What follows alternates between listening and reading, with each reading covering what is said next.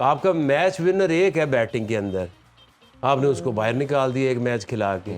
तो सिंपल एक ही सवाल है कि इसके ऊपर कप्तान को माफ़ी कैसे मिल सकती, और वो भी जब तक इंजमाम चीफ सिलेक्टर है, वो इमाम ही खेली जा रहा है जी। वो रिजाइन करता है, फखर अंदर आता है, टीम में 2 मैच जिता देता है। और अगर इसको आप 2-3 मैच पहले ले आते तो साउथ अफ्रीका वाला मैच तो सवाल ही नहीं पैदा होता था कि वो जीत जाते, जिस तरह से शम्सी के उन्होंने विकेटें दी हैं। मैच बड़ा इंपॉर्टेंट था उनके लिए तो था ही, हमारे लिए भी संभव था। और जहाँ तक श्रीलंका की बात करें तो उनके पास ये पॉसिबिलिटी थी कि वो किसी तरह उसमें जाए, चैंपियन ट्रॉफी में क्वालिफाई करें और वर्ल्ड कप के लिए उनका तो ये फिर चांस किया और दोबारा उनको क्वालिफाइंग राउंड खेलना पड़ेगा जहाँ से वो आए थे। और दूसरी तरफ हमारे लिए बहुत इंपॉर्टेंट था कि अगर कोई रन रेट का मामला रहता है, किसी तरह अगर वो हार जाते हैं, बारिश हो जाती है, कुछ भी ऐसा नहीं हुआ। ओवरऑल जो परफॉर्मेंस थी हमने न्यूजीलैंड की देखी वो बहुत कंप्लीट कम्प्रीहेंसिव किस्म की थी। कैसे देखते हैं आज को? देखिए, इस मैच होने से पहले कुछ चाहिए थे 143 रन, 131। हाँ जी, 131, और इसमें यही हम उम्मीद कर रहे थे कि बारिश हो जाए और तो उसमें से कुछ निकलना नहीं था। एग्जैक्टली। क्योंकि न्यूजीलैंड जिस तरह की क्रिकेट खेल रही है, वो तो 1-2 बैड डिसीजंस उन्होंने हो गए। उस दिन फखर ही उनको अकेले ही जीत गया।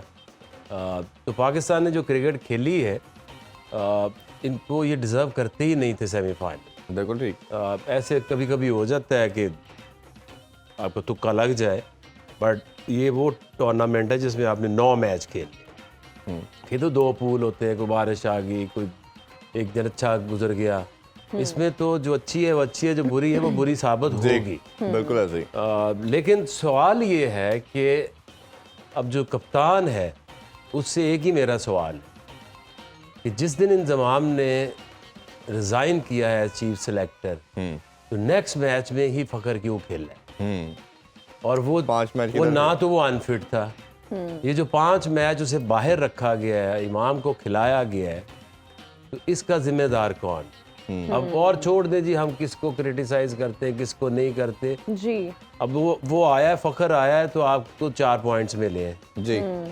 दोनों मैच उसी ने सिंगल हैंडेडली ऐसे ही जिताए। है, बिल्कुल ऐसे ही है। तो आपके पास ऐसा प्लेयर था और वो पास में कर चुका है। एक ही चैंपियंस ट्रॉफी 50 ओवर की आप अब टूर्नामेंट जीतते हो जो फखर ने सिंगल हैंडेडली जिताया। जी। और अगर ये एवरेज लेके, एवरेज का टोकरा सारे बाजार में फिरते हैं, नंबर 1 उसकी रैंकिंग भी इतनी है, ऐसे ही है। उसकी भी 50 के पास ही है, 55 की उनकी ऑलमोस्ट एवरेज। और एवरेज का हमने करना क्या है? आपका मैच विनर एक है बैटिंग के अंदर, आपने उसको बाहर निकाल दिया एक मैच खिला के। तो सिंपल एक ही सवाल है कि इसके ऊपर कप्तान को माफ़ी कैसे मिल सकती, और वो भी जब तक इंजमाम चीफ सिलेक्टर है, वो इमाम ही खेली जा रहा है जी। वो रिजाइन करता है, फखर अंदर आता है, टीम में 2 मैच जिता देता है। और अगर इसको आप 2-3 मैच पहले ले आते तो साउथ अफ्रीका वाला मैच तो सवाल ही नहीं पैदा होता था कि वो जीत जाते, जिस तरह से शम्सी के उन्होंने विकेटें दी हैं। उसने देखा ना, इशूदी और कोई बैट्समैन पाकिस्तानी ऐसे खेलता रिस्ट स्पिनर इवन सचिन कभी ना ने बड़ा प्रेस किया कि इतनी खूबसूरत हिटिंग मैंने अपनी लाइफ में नहीं देखी। तो जाहिर है वो कब नहीं उसने की।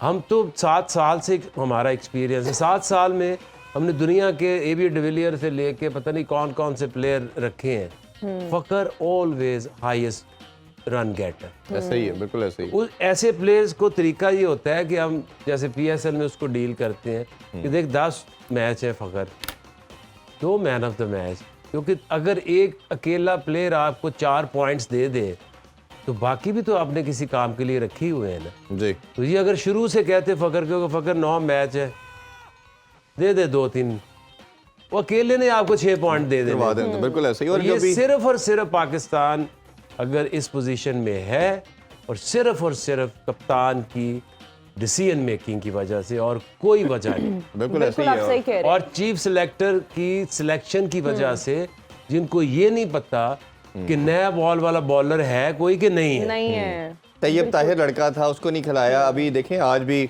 हमें साइम यूब का पता चला, उसने ओडीआई जो कप हो रहा है। चले बाकी बाकी चीजें तो मैं मान लेता हूँ, ठीक है यार, जो लोग चले आ रहे थे आप उसको कंटिन्यू कर ले, नो प्रॉब्लम जी। बट ये 2 चीजें, सिर्फ 2, एक फखर को बाहर बिठाना और दूसरा जब आप बॉलिंग की कॉम्पोजिशन बना रहे थे तो इनको पता नहीं था नया बॉल भी किसी ने कराना है। बिल्कुल ये 2 बहुत बड़े मैं समझता हूँ कि बहुत बड़े ब्लंडर्स हैं। आके भाई आपसे भी जानना चाहेंगे कि अब न्यूजीलैंड एक ऐसी साइड है, इवन तो हमने जो मैचेस इन्होंने हारे भी, बट कहीं हमें ये बिल्कुल कंप्लेसेंट नज़र नहीं आया कि बिल्कुल डाउन चले गए हैं, बहुत एक्स्ट्राऑर्डिनरी किस्म की डिप इनकी आई हो, सिवाय एक मैच के जो भारत की गेस था। बाकी अगर ऑस्ट्रेलिया का मैच देखें तो सिर्फ 5 रन से हारे, 388 चेस करने जा रहे थे। वो एक ब्लंडर इन्होंने किया, साउथ अफ्रीका वाला, उनको बैटिंग दे दी। बाकी भी तमाम मैचेस बहुत क्लोज इनके रहे। एज ए टीम और एज ए यूनिट अब नज़र आता है कि ये पूरी एक जो कंप्लीट टीम खिलाना चाह रहे थे वो बन चुकी है। इसको कैसे देख रहे हैं आप? देखिए, मैच है मुंबई में वेंकटे जी, और जो भी लंदन लाइट्स बैटिंग करेगा वो फंसेगा। वो फंसेगा। तो इसलिए ये आप इंडिया चाहे जितनी भी फेवरेट है, जो फंस गया सेकंड बारी में उसके लिए मुश्किल ही है, क्योंकि वहाँ पे 4-4, 3-3 विकेटें, जो सबसे कम विकेटें गिरी हैं 10 ओवरों वो 3 है। जी, तो जिस तरह के इनके सीम बॉलर्स हैं, डिसिप्लिन बॉलिंग करते हैं, तो आई थिंक कि जो भी बैटिंग करेगा और जिस तरह की इंडियन बॉलिंग है वो भी इनको ले बैठेंगे। तो I think toss is very crucial, और जो भी टीम है वो सेकंड बॉलिंग करे और पहले 10 से 15 ओवर में अच्छी लाइन से अगर आप सीम बॉलिंग करें तो बहुत ज़्यादा चांसेस हैं कि आप कोई भी टोटल लाइक 320, जी। क्योंकि वहाँ पे जो फर्स्ट इनिंग का जो टोटल है एवरेज रीसेंट, तो वो तो पता नहीं 360-70 है। ऐसे ही पहले इनिंग ऐसे ही। तो वो आप अगर नॉर्मल भी बैटिंग करेगी कोई टीम, तो उसने 350 कर लिया,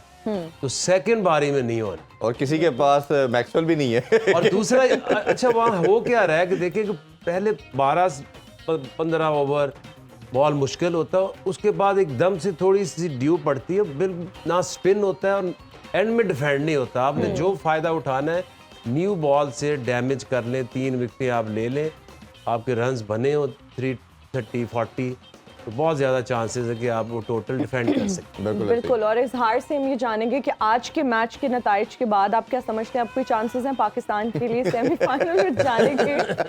कोई चांस नहीं है। What? No नहीं है, chance. देखिए hypothetically तो है ना जी। नहीं, देखिए जो मैथमेटिकली अभी जो सिचुएशन सामने है उसके मुताबिक तो अगर आप पहले बैटिंग करें then you have to win by 287 runs, जी। And if you bowl first then you are out of the tournament. Mathematically भी आप क्वालिफाई नहीं कर सकते, तो कोई बहुत मुश्किल है, वेरी अनलाइकली। कोई 1% शायद कह लें कि मैथमेटिकल पॉसिबिलिटी। चले 5% तो कर लेते हैं। 100 में से 5। तो आपको पहले 4 पॉइंट दे भी दे तो फिर भी नहीं आप कर सकते। तो आगे बढ़े, आप ये सोचे कि सेमीफाइनल कौन खेले। नहीं, मेरा ख्याल है ये अब पाकिस्तान के नेशन जो है वो एंजॉय करे क्रिकेट को। सेमीफाइनल का बार बार प्रेशर भी लेना भी तो आसान नहीं था ना। चैन की नींद सोए। और ये मुझे लगता है कि इंडिया के साथ कुछ हो सकता है, क्योंकि न्यूजीलैंड को आदत है बहुत ज्यादा सेमीफाइनल में आने की और कभी कभी फाइनल में भी जाने की। और दूसरी तरफ जो ऑस्ट्रेलिया और साउथ अफ्रीका है, फिर साउथ अफ्रीका आ गई सेमीफाइनल में। और जिस तरह से ऑस्ट्रेलिया ने कम बैक किया हुआ है, वो बीच में अब राइट टाइम के ऊपर ना उनका ये राइज हो रहा है। और न्यूजीलैंड और इंडिया एनीबॉडीज गेम, टॉस के ऊपर बहुत डिपेंड करता है। बिल्कुल। और वो तो ऑस्ट्रेलिया ही जीतेगा साउथ अफ्रीका से।